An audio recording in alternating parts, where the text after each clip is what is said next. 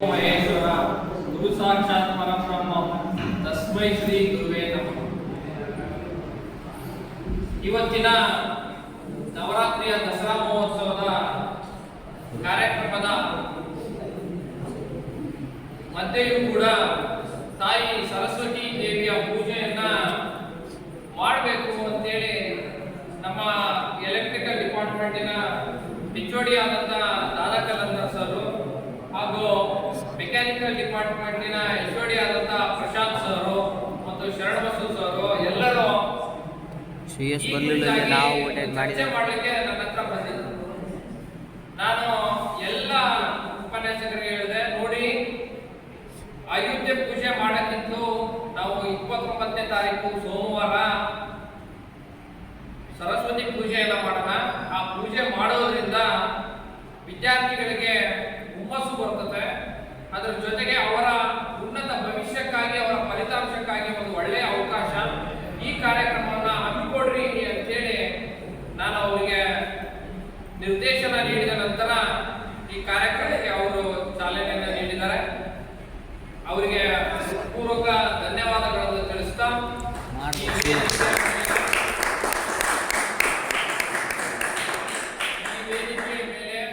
ಇವತ್ತಿನ ಸರಸ್ವತಿ ಪೂಜಾ ಕಾರ್ಯಕ್ರಮದ ಜೊತೆಗೂ ಸನ್ಮಾನ ಕಾರ್ಯಕ್ರಮದ ಮುಖ್ಯ ಅತಿಥಿಗಳಾಗಿ ಆಗಮಿಸಿದಂತ ನಮ್ಮ ವಿದ್ಯಾಸಂಸ್ಥೆಯಲ್ಲಿಯೇ ಉಪನ್ಯಾಸಕರಾಗಿ ಹಾಗೂ ಕಲಾ ಮತ್ತು ಪತ್ರಿಕೋದ್ಯಮದಲ್ಲಿ ಕೂಡ ತಮ್ಮನ್ನೇ ತಾವು ಚಾಪುಗೊಳಿಸಿದಂತ ಮಿಸ್ಟರ್ ಡಾಕ್ಟರ್ ಚನ್ನಬಸವ ಕೊಡ್ಗಿ ಸರ್ ಅವರೇ, ಹಾಗೂ ಈ ಕಾರ್ಯಕ್ರಮದ ಮುಖ್ಯ ಭಾಷಣವನ್ನು ಮಾಡಿರುವಂತ ನಮ್ಮ ಸಂಸ್ಥೆಯ ಮುಖ್ಯ ಪ್ರಾಂಶುಪಾಲರಾದಂಥ ಅಬ್ದುಲ್ ಖಾದರ್ ಜಿಲಾನಿ ಸರ್ ಅವರೇ, ಹಾಗೂ ಉಪನ್ಯಾಸಕ ವೃಂದದವರಾದಂಥ ಬಾಬು ರಾಥೋಡ್ ಅವರೇ, ಶ್ವೇತಾ ಮೇಡಮ್ ಅವರೇ, ದಾದಾ ಕಲಂದರ್ ಅವರೇ, ಸಂತೋಷ್ ಅವರೇ, ಶರಣಬಸೂರ್ ಅವರೇ, ಸೈಯದ್ ನವಾಜ್ ಅವರೇ, ಹಾಗೂ ಪ್ರಶಾಂತ್ ಸರ್ ಅವರೇ, ಹಾಗೂ ಎಲ್ಲ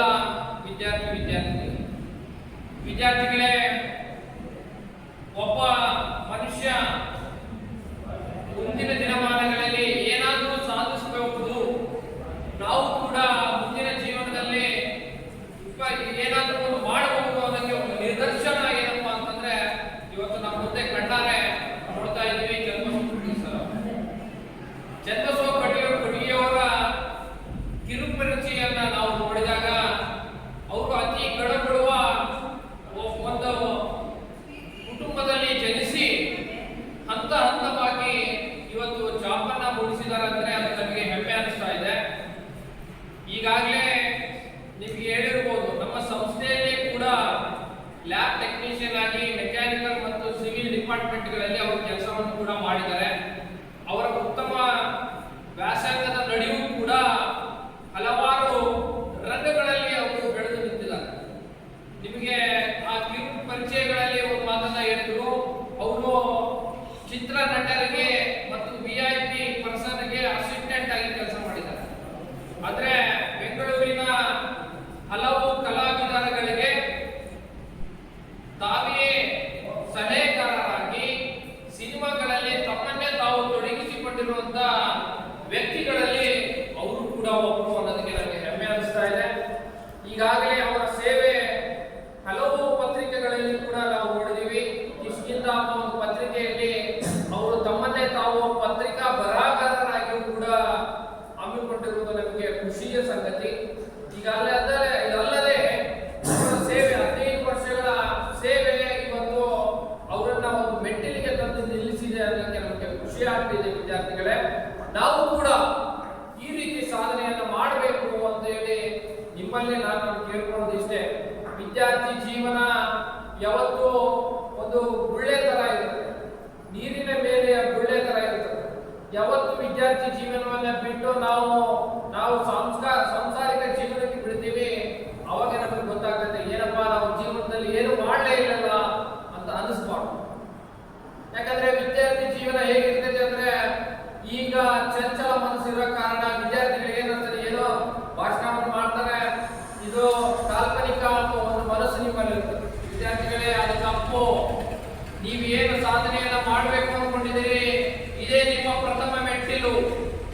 ಪ್ರಥಮ ಮೆಟ್ಟಿಲು ಅಂದ್ರೆ ಅರ್ಥ ಆಯ್ತಲ್ಲ, ನಾನು ಏನೋ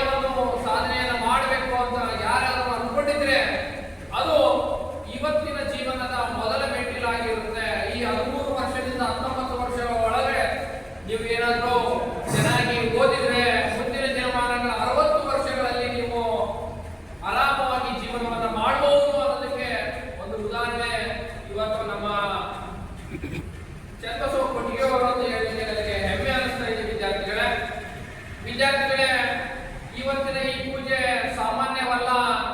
ದಸರಾದ ನವದುರ್ಗೆಯಲ್ಲಿ ಒಂದು ಅವತಾರ ನಮ್ಮ ಸರಸ್ವತಿ ದೇವಿಯೂ ಕೂಡ ಒಂದಾಗಿದೆ ಅಂತ ಹೇಳ್ತಾ, ಈಗಾಗಲೇ ಹಲವಾರು ಬಾರಿ ನಮ್ಮಲ್ಲಿ ವ್ಯಾಸಂಗ ಮಾಡಿ ಮತ್ತು ವಿದ್ಯಾರ್ಥಿಗಳು ಉತ್ತಮ ಭವಿಷ್ಯವನ್ನು ರೂಪಿಸಿಕೊಂಡಿದ್ದಾರೆ.